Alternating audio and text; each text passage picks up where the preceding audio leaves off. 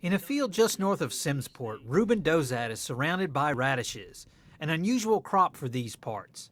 Dozat has no intention of eating them, but is using the radishes as a cover crop to prevent his topsoil from escaping. After preparing the field for planting, Dozat is anxious to see the results of his experiment. They came up beautiful this year. The weather cooperated, and we just had a super year for the radish to grow.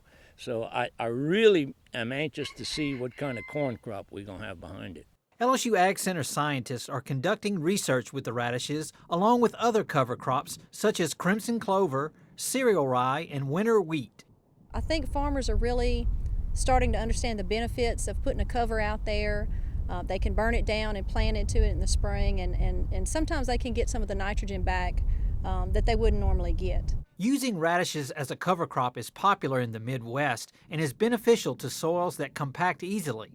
The tuber produced by the radishes also helps with water retention. And it's to help break the hard pan if you have that type of soil where you have that problem, allows the water to percolate down in there, and eventually allows the plants, the crops that you plant, to be able to get access to that water. Last year, Dozat planted soybeans behind his radishes and saw no difference in yield.